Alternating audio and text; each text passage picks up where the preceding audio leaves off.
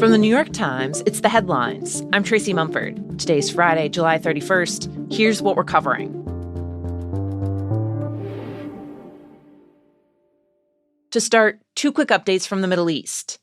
Yesterday, President Trump announced that in Gaza, Hamas has agreed to begin laying down its weapons. Trump said that the militant group reached the agreement in talks with the Board of Peace, the organization that Trump established after Hamas and Israel reached a ceasefire last October.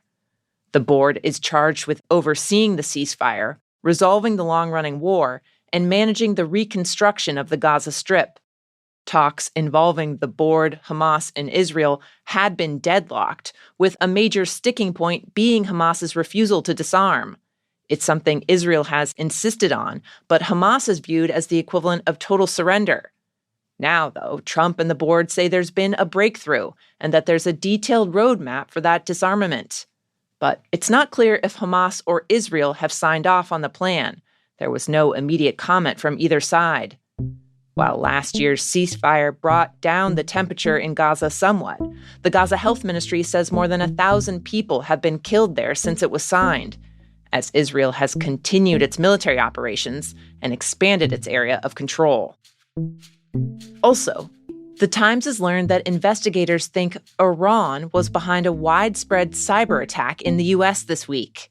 During the attack, which was centered on Minnesota, hackers went after the infrastructure used to manage and monitor city water systems.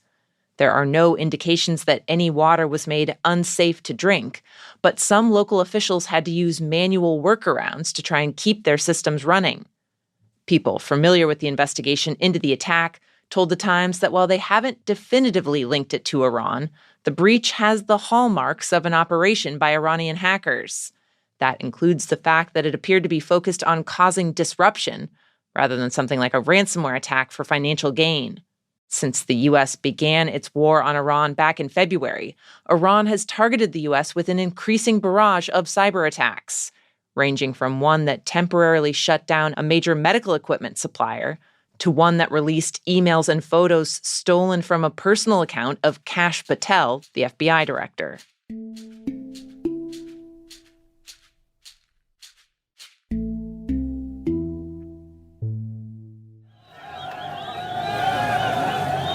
In Spain, the government has mobilized its military in response to a sudden surge of migrants trying to cross into a Spanish enclave on the tip of North Africa. Yesterday, thousands of migrants rushed border fences or jumped into the ocean, trying to swim to Ceuta, a small peninsula on the edge of Morocco, just across from mainland Spain. The scenes have been dramatic, with huge crowds of young men scrambling up the rocky shoreline, some of them falling to their knees to kiss Spanish soil. We don't have a good life in Morocco. That's why we get swimming to here. It's a bad life. As one of just two tiny land borders between the European Union and Africa, the territory has become a key entry point for migrants trying to make it to the EU. But Spanish officials called this frenzied rush of people over the past 24 hours unprecedented and unsafe. At least 18 people have now died. Analysts say it's not clear what set off the surge. Some suggested that Morocco might have been involved. It's had diplomatic tensions with Spain recently. Others, especially on the far right, blamed the Spanish government, pointing to its new plan to give undocumented immigrants already living in the country a path to legal status. The leader of one right-wing party in Spain accused the government of inviting the migrants. He also alleged, without evidence, that they were criminals, rapists, and potential left-wing voters, echoing an increasingly sharp anti-immigrant rhetoric that's spreading in politics across Europe and around the world.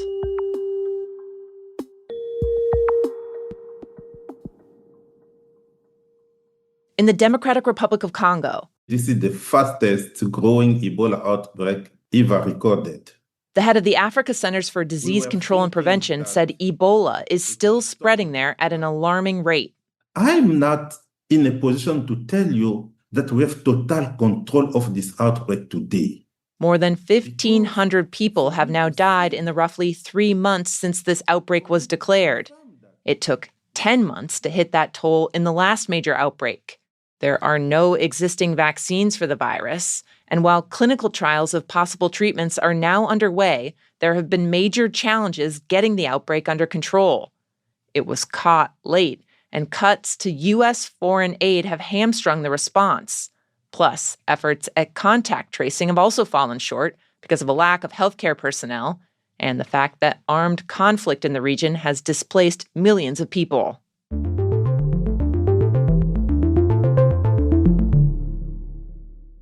Two years ago, a fiery hunk of metal streaked through the sky over a village in Kenya, and it hit the ground with an enormous boom, crashing right into a patch of farmland. When people gathered around it, they found a giant glowing ring lodged in the dirt. It had come from a rocket, and it was supposed to have burned up on its way back down to Earth. Officials called it an isolated event, but that's not exactly the case. More space debris is raining down on Earth than ever before, whether it's the piece of old hardware from the International Space Station that hit a Florida home, or part of a SpaceX rocket that landed near a mall in Poland. Last year, the U.S. Space Force issued alerts for more than 800 objects entering the Earth's atmosphere, up from about 100 a decade before. It all stems from the fact that governments and companies around the world are launching way more stuff, and some of it's coming back down. Much of the debris incinerates or splashes into the ocean, but when that doesn't happen, it plummets to the ground without any way to accurately predict where it will land. For now, it's super unlikely someone will get hit.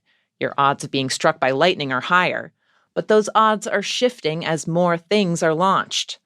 SpaceX, for example, has more than 10,000 satellites in orbit right now and has applied to launch 1 million more. There is a patchwork of some regulation governing, rocket launches on one side and satellites in orbit on the other.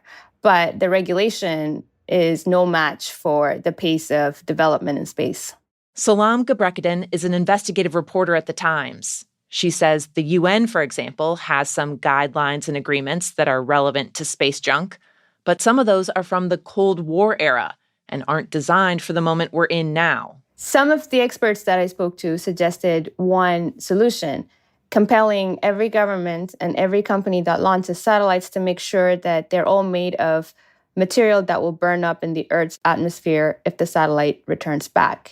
But right now, there are no rules, no regulations compelling anyone to do that. And the problem is only going to get worse as more and more satellites are being launched into space.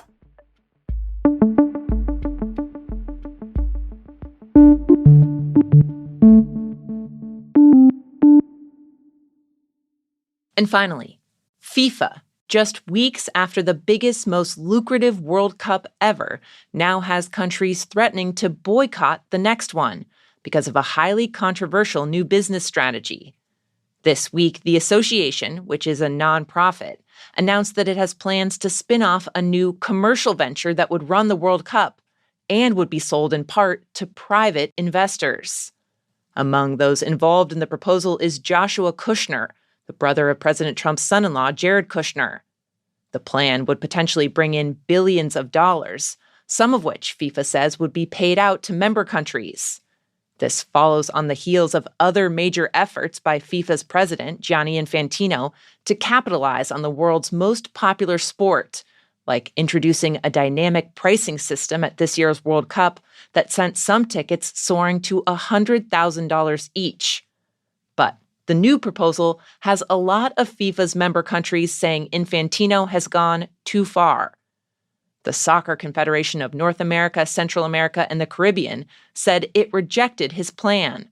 And yesterday, members of the European Soccer Confederation voted to boycott all future World Cups if the proposal goes through. The group said in a statement that the tournament, quote, cannot be treated as an investment product, and that, quote, some things are simply too important to sell. Those are the headlines. If you'd like to play the Friday News Quiz, stick around. It's just after these credits. This show is made by Will Jarvis, Margaret Kadifa, Jake Lucas, Jan Stewart, and me, Tracy Mumford. Original theme by Dan Powell. Special thanks to Isabella Anderson, Sam Dolnick, Miles McKinley, and Zoe Murphy. Now, time for the quiz. Every week, we ask you a few questions about stories the Times has been covering. Can you get them all? Here we go. This week, there were warnings about a very rare kind of weather phenomenon. It only occurs in specific conditions, but officials were sounding the alarm because it can be extremely dangerous. It's called a pyrocumulonimbus. Do you know what that phenomenon is? What is a pyrocumulonimbus?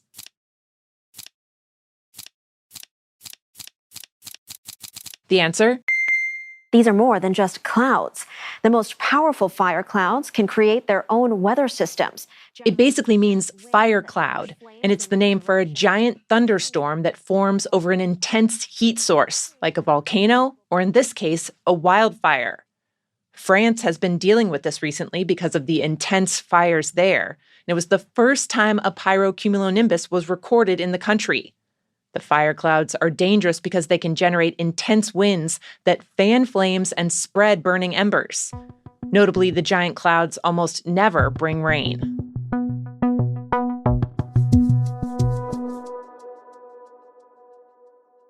Next question. Well, this has been deemed the ultimate long-haul flight, called Project Sunrise because you get to watch two sunrises in one flight. This week, a major airline announced it's one step closer to launching what will be the world's longest commercial flight, a leg-cramping middle-seat nightmare of 22 hours in the air.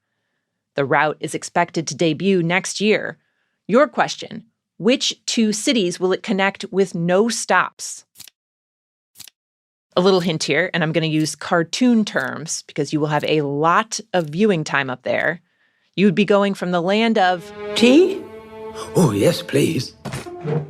Over to... Are you ready to go down to the beach? Have you sunscreened? No. Come on, the sunscreen's in the bathroom. The answer? The flight will connect London to Sydney, Australia. Qantas Airlines just completed a successful test flight using a customized plane with an extra 5,000-gallon fuel tank. Part of the preparation includes trying to figure out how to not make it miserable up there for everybody. They've been putting fewer seats in the plane, for example, so you can stretch out. And they've also been looking at what to do about jet lag. One potential plan, apparently, is to put more chili in the breakfast they serve you on board. Wake you right up with some spice in your airplane food. And last question. Recently, a film score has been getting a lot of buzz for how evocative it is, a kind of haunting, beautiful music people can't get out of their heads. To get that sound, the composer relied in part on bringing back an ancient instrument, the aulos. Your question, what film was this music composed for?